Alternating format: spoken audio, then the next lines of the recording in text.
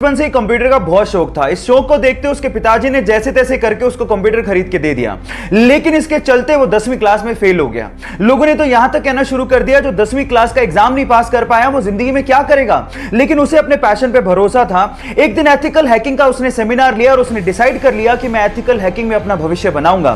फिर क्या था, अपनी मेहनत के चलते आज वो लड़का बड़ी बड़ी कंपनीज जैसे कि Facebook, Apple, Google, Yahoo, Microsoft के प्रोग्राम्स में बग यानी कि कमियां ढूंढ के करोड़ों रुपया कमाता है और उसके अलावा साइबर क्राइम में वो पुलिस की मदद भी करता है। Yes, I am talking about Manan Shah. Guys, यहां सीखने लायक बात यह है कि अगर आपके पैशन में आपको भरोसा है तो आप एक दिन जरूर सक्सेसफुल होगे। हमारी दिल्ली के कुतुब मीनार के परिसर में एक लोहे का स्तंभ बना हुआ है और वो स्तंभ 1600 साल पुराना है। बावजूद इसके आज तक भी उस पर जंग नहीं लगी है। इस वजह से वैज्ञानिकों के लिए वो किसी अजूबे से कम नहीं है। एक्चुअली इसे 1600 साल पहले चंद्रगुप्त मौर्य की याद में उनके पुत्र कुमार गुप्त ने बनवाया था।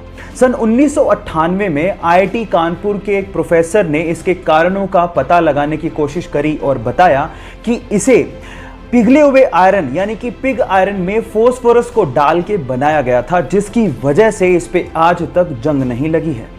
अब इससे पता लगता है कि प्राचीन काल में भी भारत के पास धातु विज्ञान की बहुत ज्यादा समझ थी। क्या इसके पहले तक के फैक्ट आप जानते थे? और अगर नहीं जानते थे तो चैट सेक्शन में लिखना मत भूलिएगा। दूध पीना हमारी सेहत के लिए बहुत ज्यादा जरूरी है, लेकिन अगर दूध ही नकली है तो वो हमारी सेहत के लिए और ज्यादा नुकसानदायक हो सकता है। पर सवाल यह है कि पता कैसे करें कि दूध असली है या नकली। मैं आपको बताता हूं। नंबर 1, आप दूध को सूंघिए। अगर उसमें डिटर्जेंट की गंध आ रही है इसका मतलब आपका दूध सिंथेटिक है।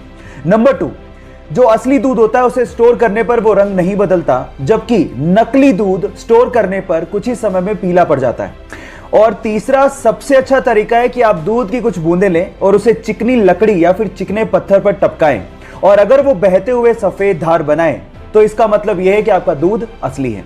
अब आपको पता लग गया होगा कि दूध की जांच कैसे करनी है। सो ये नॉलेज दूसरों के साथ शेयर करना मत भूलिएगा।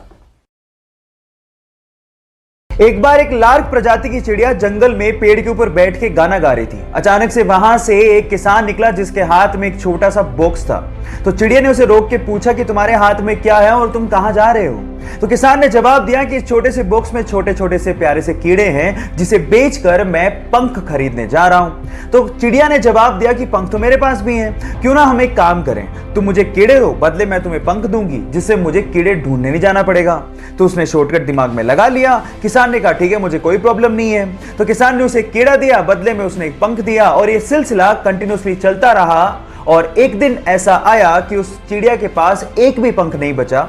फाइनली किसान ने उसे कीड़े देने से मना कर दिया और वो खुद भी शरीर पे एक पंख भी ना होने की वजह से कीड़े ढूंढने लायक भी नहीं बची और फाइनली मर गई।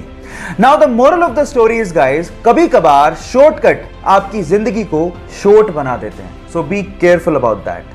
जापान में एक कुत्ता अपने प्रोफेसर मालिक को हमेशा स्टेशन पे छोड़ने जाता और जब वो वापस आते तो उन्हें स्टेशन पे लेने भी जाता।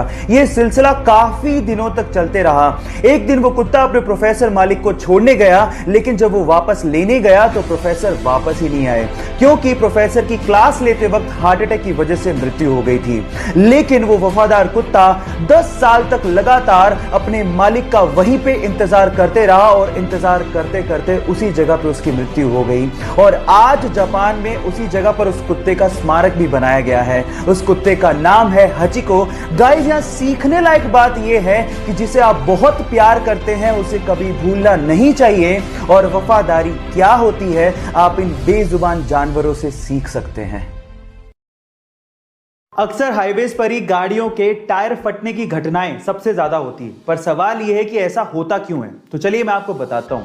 एक्चुअली इंटरनेशनल स्टैंडर्ड्स के हिसाब से गाड़ियों के टायर्स में 25 psi से ज्यादा प्रेशर की हवा नहीं भरी जानी चाहिए, लेकिन इंडियंस क्या करते हैं, एवरेज को बढ़ाने के लिए और फ्यूल को सेव करने के लिए टायर्स के अंदर 35 से 45 psi की हवा भर लेते हैं। अब जब हाईवे पर वो गाड़ी दौड़ाते हैं तो टायर्स इतने गर्म हो जाते हैं कि अंदर की जो हवा है वो फैलने लगती है, और फैलने से इतना ज्यादा प्रेशर बन जाता है कि टायर बर्स्ट हो जाता है, टायर फट जाता है। इसीलिए अपने गाड़ियों के टायर्स में 25 psi से ज्यादा की हवा ना भरें। गाइस, ऐसी अमेजिंग फैक्ट वीडियोस के लिए YouTube पे हमारे चैनल को सब्सक्राइब कर लीजिए और अगर आप Instagram पे देख रहे हैं तो मुझे फॉलो करना मत भूलिएगा। मिलते हैं अगली वीडियो में।